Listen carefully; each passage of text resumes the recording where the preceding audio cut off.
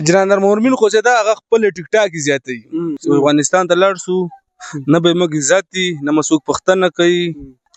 حکومت نه هم موږ دا هغه کوو چې موږ خالي تنګوي راشي وړ ودرېږي لاړ شي موږ تر پټ شو چې بیا ورځ بیا څه نه وي ټول دروغ دي خبرونه حکومت یو رقم خبرې کوي یو ځل ته راشي حکومت چې ودرېږي شي هغه ته سره بل لاوس کوي ټول چل ول پیسې ته راغلی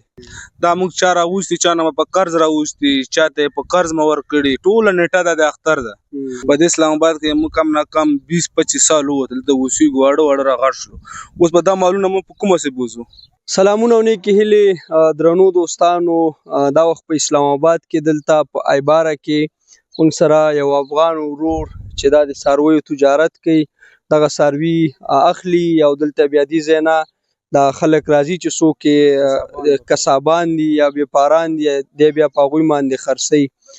نو دا ورور خپل څه مشکلات لري د دغه موجوده حالاتو په باره کې اندېښنې دي له ده سره غږیږو چې دی څه ویل غواړي وروره ستړی مه شي خیر ایسي جنتي سي وروره موږ خو دا مشکلات دلته کسابان راځي مال ورکو بپاري ده او خیراتو دپاره راځي مال ورکو اوس پسې راسد راسپرسل اخر دې ځي نه ځئ په دې اسلام آباد کې موږ کم نه کم 20-25 سال ووتل د اوسېږو اړه راغړ شو اوس به دا مالونه موږ په کومه سې بوزو دلته راسې تنګول کوي ډېره سختي راپسې راخیستې ده تو خپله د حالاتو ته خپله ښه خیال وکړه موږ په کومه لاړ شو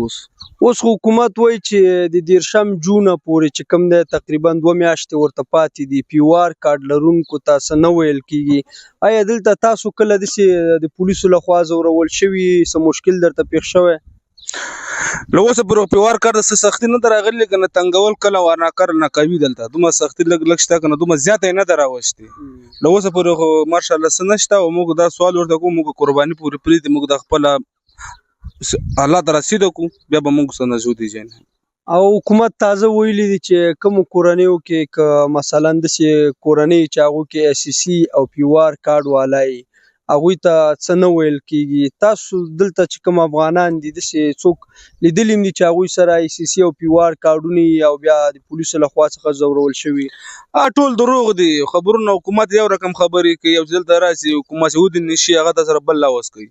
ټول چل ول پیسې ته راغلی چې ګرفتار دي پیسې ورکړي ښه سړی که پیسې ورنکړي ډایرکټ بارډر پاس کوي دي تنګوي دي تاڼې ته دي هم کوي بارډر پاس کوي دي موږ په حالت کې بیا سختي راوستې موږ باندې ډېره او که نه پیله موږ ته دا شنه کاټونه دي موږ ته دومره پروا نشته او میاشت دوه پورې دغه څارویو کې د څونه پیسې بندي کړي ما دلته د څونه سرمایه دي په دې کې بنده کړې ده دې کې موږ ډېر غټ کاروبار بنده دا کروڑونه بره خبر ده دا موږ چا راوستي چا نه په قرض راوستي چاته په قرض مو ورکړي ټوله نیټه ده د اختر ده اختر کې څوک پیسې راکړي چاته یې ورکړو کاټه واټه ورسره خلاص وکړو بیا به انشاءالله موږ دومره ټیشن نه وي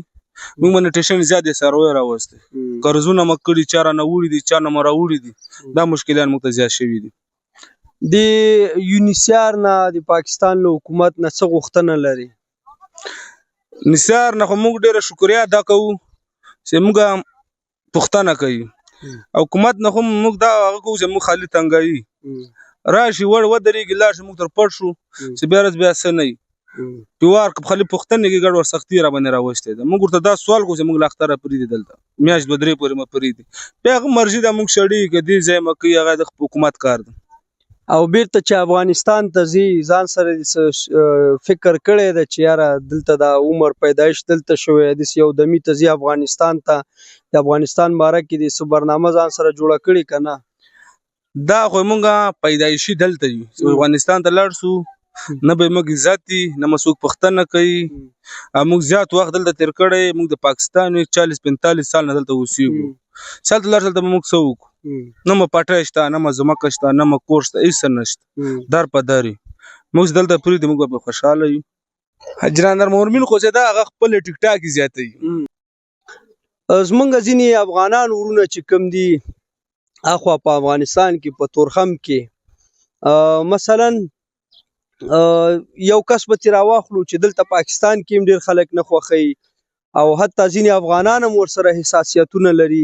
په خپله هم په افغانستان کې مشکلاتو سره مخ کیږي جنرال مبین درته یادومه چې دوبۍ ته تللی او ګیلې کولې چې په افغانستان کې ما خلک ځوروي یا اجازه نه راکوي هغلته تورخم کې خلکو ته وایي چې یاره تاسو خو څه اروپا نه یې راډیپورټ شوي یو غریب یو قرضداري ملک نه راډیپورټ شوي نو زه تا نه د یو افغان په توګه دا پوښتنه کومه چې د تا لپاره په افغانستان پاکستان کې یعنی یو غریب سړی چې چیرته ستا رزق وي چیرته د ژوند برابر د خپلو بچیو هغه د ژوند چارې دي رواني او تا ته هغه ځای ارزښت لري نو ته څه فکر کې چې ستا موجوده وخت کې گزاره په پاکستان کې ښه کیږي او که ته افغانستان ته لاړ شې هلته دې ښه گزاره کیږي موږ وطن پاکستان کې خو شکر الحمدلله دلته مسلمان دي وام ډیر خدام وام نه موږ ډیر شکریا ادا کوو حکومت خدا خپل او خپل کار به حکومتي کار ده د نمونې کارونه خو زه نه خبر ده کوم کار کوي کوم کاروبار کوي نو ما کتل ده نو دوی ته د مونږه د افغانانو ورونو ته څه پیغام ورکړي چې هغوی بار بار دا وایي چې پرېږدي دا وطن راشي خپل وطن ته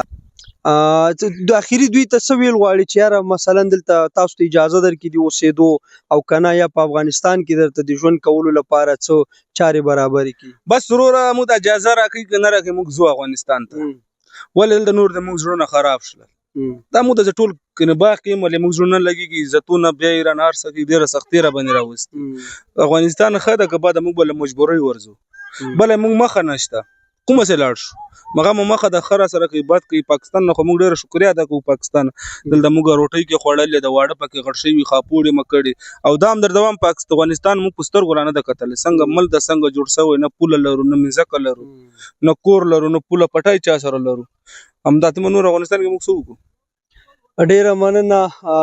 درنو لیدونکو څنګه چې دا ورو غږیږي دلته په زرهاو په لکونو افغانان دي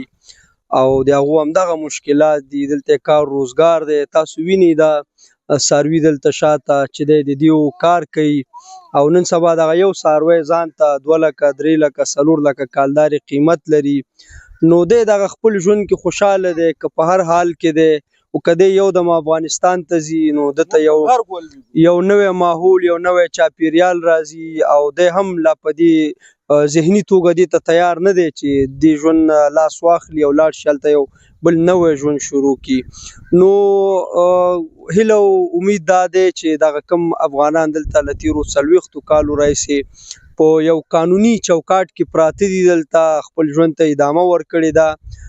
دغه شان دوی ته اجازه ورکړل شي ترڅو دغه خپل ژوند بغیر د کومې یری او تشویش دلته جاری وساتي ډیره مننه